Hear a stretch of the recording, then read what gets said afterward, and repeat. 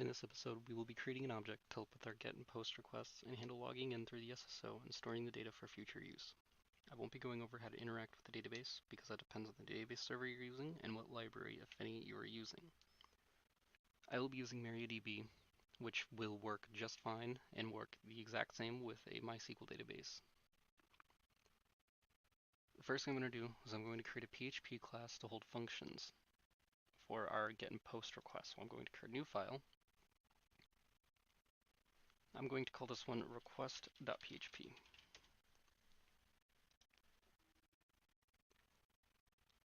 Next, I will obviously open a PHP file, and I will set up a PHP class called request.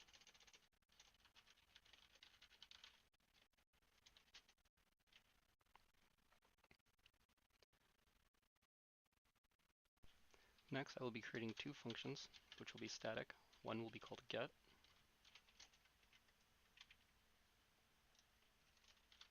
and the other will be called post. Next, our get application will need three variables: our header, a user agent, and a URL to make the request to.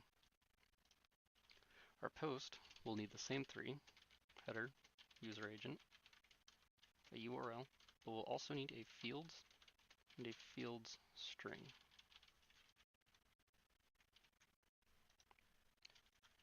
First, we'll start with our get. Start out by creating an object and initializing it to curl init. Next, we need to set a number of options. We can do this by doing curl setOp with the parameters of the curl object we want to configure, followed by the option. In our case, curl opt underscore URL, then followed by what we want to set it as, in this case our URL. Next, we need to do this a couple more variables, which will all be formatted the same. Curl setOp, pass in the object we want to configure, the option we want to set, in this case user agent, and we want to set it to. There's a few more we will need, which will be curl opt underscore HTTP header, which we will set to an array with only our header in it. We will need to set another one for return transfer, which we will set to 1. Another one for SSL verify peer, which will be true. Another for SSL verify host, which will be 2. Now we can get our result by setting a variable to curl exec, the object we want to execute. Now we need to do some error checking. We'll do this by doing if result followed by 3 equal signs to verify that it is a Boolean. If we have an empty string, so if our result is an empty string and we were to do result equals false, it will return true if it is an empty string. However, if we do 3 equals, it will only return true if result is directly equal to false rather than an empty string.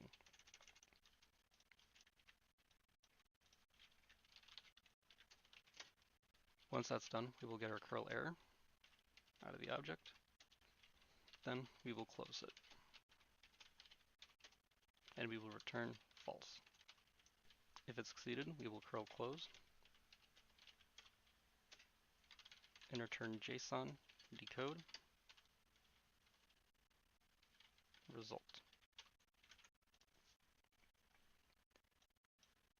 Now, for doing a post request, it will be very similar. So similar, we will just copy and paste. The only difference is we will need to add 2 options: curl setOp on ch,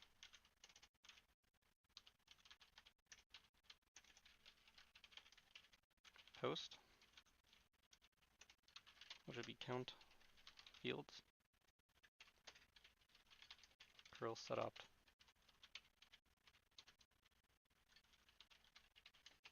post fields, which will be our field string. The rest of it will stay the same. So once again, we have initialized our curl object We've set a number of settings. We then execute it, check the result, and return the result.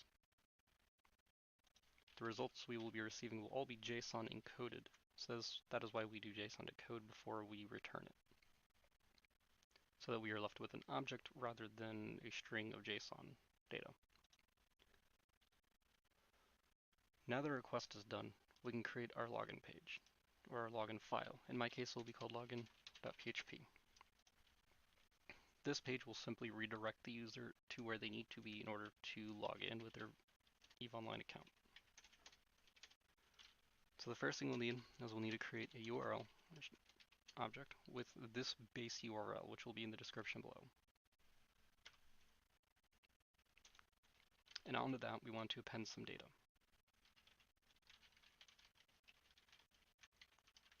First, we will set a response type to code.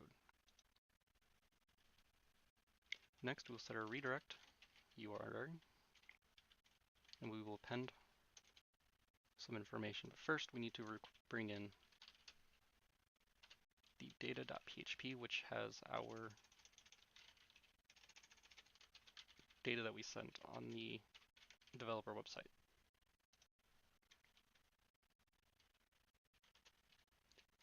This will be set to our callback. We will now append our client ID and append our client ID that we got. So now if we just do a var dump on URL, you should return a URL that looks, should really return something that looks similar to this. You have the base URL we set, followed by an and sign, then a response type of code. I misspelled redirect.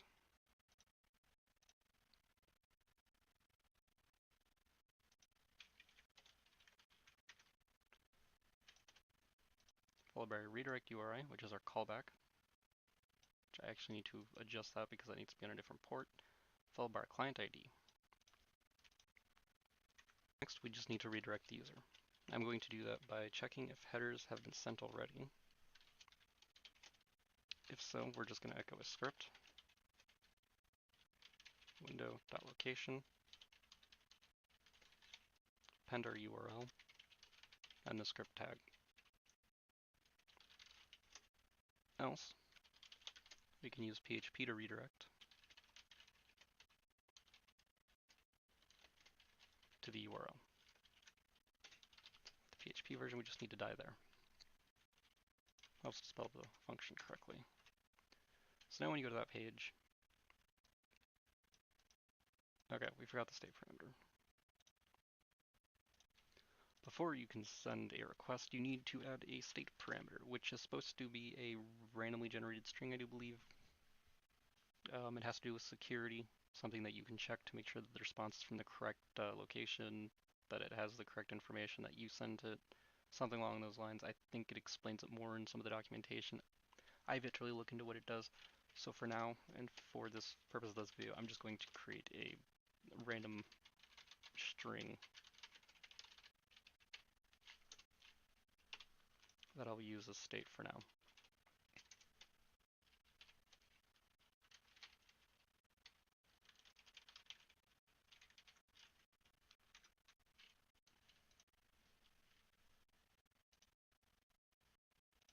We can try that again. So we'll bring up the redirect. That page will now redirect you to the EVE Online. Now if we click authorize, it will redirect us to a not found for now because we have not yet created our callback. You can now see up here that it has redirected you back to your web server, to specifically your callback.php file. So for that, we will create a new file, callback.php for me, or whatever you have yours set to. The next thing we need to do, we need to check if a variable is set. In this case, it is a get variable called code. Check if it has been set. If it has not been set, then we have failed somewhere and there should be an error that it returns you.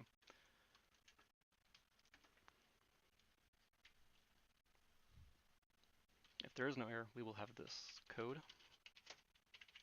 which is what we want to handle. We'll need this code in order to get the access token, the refresh token, the expiration date, the character name, and the character ID.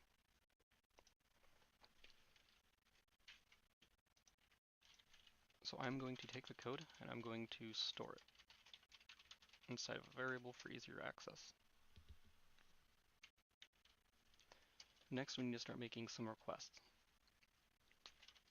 So to start out with, I'm going to take this base URL, which will also be in the description, which is just login.eveonline.com/v2/oauth/token. The v2 is important. Some of the URLs will not have v2, some of them will. It threw me off when I first started doing this and trying to figure out the appropriate URLs to send data to. And I ended up actually spending a lot more time trying to figure things out because I kept trying to add or remove v2 when I should have had it and when I shouldn't have had it. The next we will need is our header. Inside our header we will need authorization : space basic, followed by space, which we will then append some more data to. This data will be base64 encoded, and we will base64 encode our client ID, append a : append our secret key.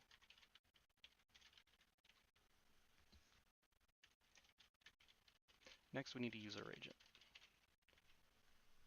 The user agent for this is going to be the same regardless, so I'm just going to set that in the request file and actually remove it from our variables that we have to send in for simplicity.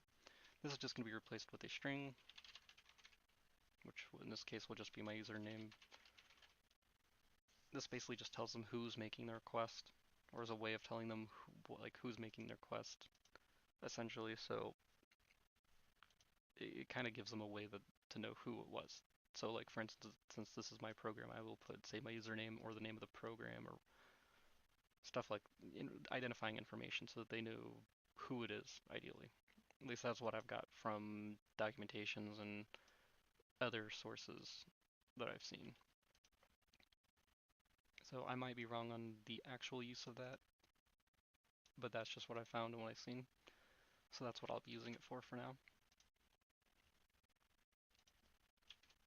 So next, since we're doing a post request, we need to create a field string object, which for now is a blank string, and a fields object. Fields object is going to be an array with grant type. It's authorization underscore code, followed by the code we received.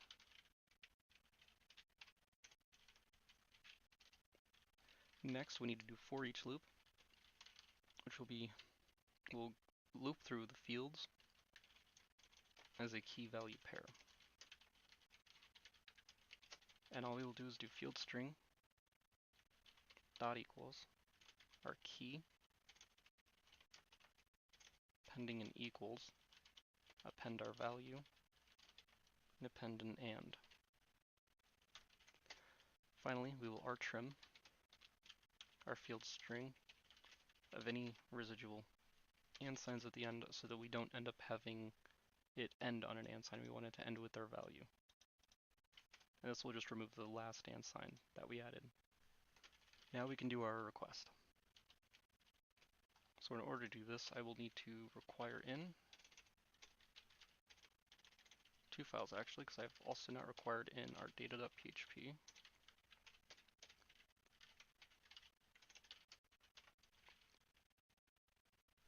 And our request.php. We will then, using our request object, be running a post action. Now, our post action first requires a header, which we've already set up above, followed by URL, which we've already also set,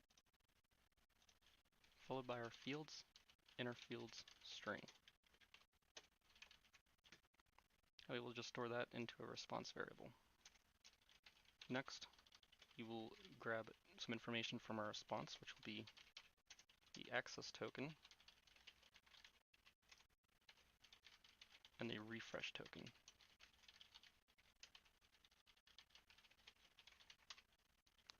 So at this point,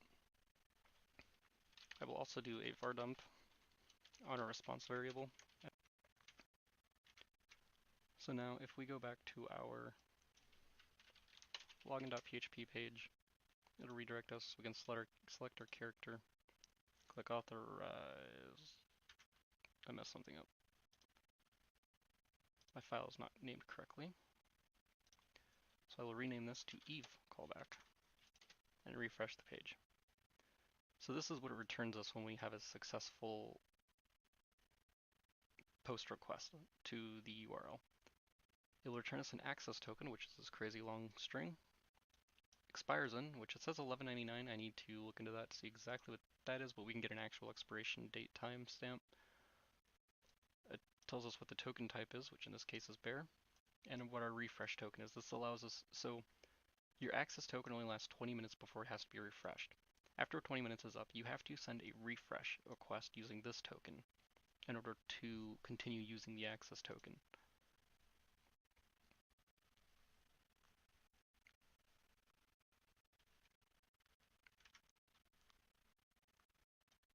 So now that we've verified that we are getting a request back and we should be retrieving this data, we can move on to our GET request. So first we need to set our URL to this URL, which will also be in the description, followed by our header, which in this case will be authorization : bearer this time, our access token that we just received. Now we can do our GET request, which will be resp, and then we will do request GET.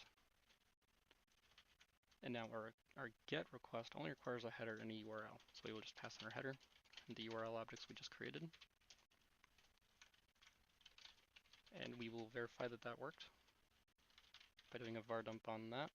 So now that we've gotten a successful GET request, it has returned us our character ID, the character name, the date and time that it expires on, the scopes we've requested, in this case none, the token type, the owner hash, which I believe tells you which I believe has to do with the account that owns the character, so I believe the owner hash will be the same for all the characters in the same account. I could be wrong on that. And it gives us an intellectual property, which not sure why that's included, but because I figured that'd be kind of obvious. So that we can ignore. That we can pretty much ignore. The only information we really need is going to be these three right there. So we're going to take note of this. So we're going to have our character ID will be resp character underscore ID, I do believe. No, okay. So in order to get our character ID, it'll be response character ID. Then our character name.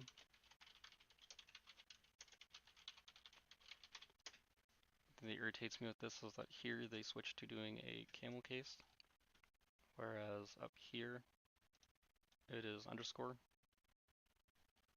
and no upper cases at the start of words. GCP, please fix that. That is irritating. Their expiration.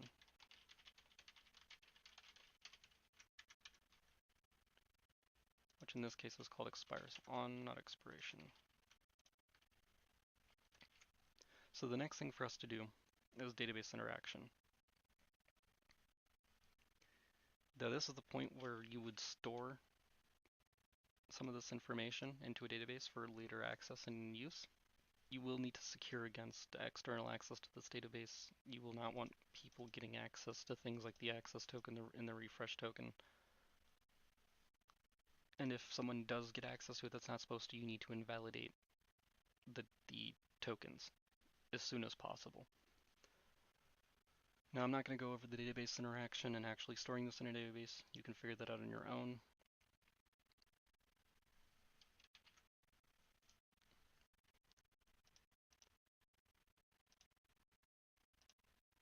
So now, any event that we do not receive a code, we can either redirect them back to the login page, or we can just tell them that we failed to get a code or that something went wrong and just die. So which is what I'm going to do. I'm just going to respond did not receive code from Eve and die so the page doesn't continue executing any other code. So here's where you would do some checking. So the first thing you'd want to do as far as database stuff goes is you'd want to check first if this character ID already exists within your database. If it does, then you will just want to update things like your access token, your refresh token, your expiration date. And if they do not exist, then you'll obviously want to enter in a new user, which you'll want to likely include all 5 of this data. It will change depending on the specific person. I will probably be using Illuminate database for my database interaction so that I do not have to do anything too complex or write my own database interaction. So now that you have received this data though, you've successfully logged in basically. There's not much else to it. The way that you would actually do the logging on aspect for maintaining a character, so if I log in and I want it and I have it to redirect to say a home page once I'm done with the callback, what I would do is I would set some session variables, which I would just do by doing, what is it, session char ID is character ID. In the next episode, we'll be covering refreshing tokens and revoking the access token. If you have any questions, you can leave them in the comments or you can contact me through one of the means listed in the description.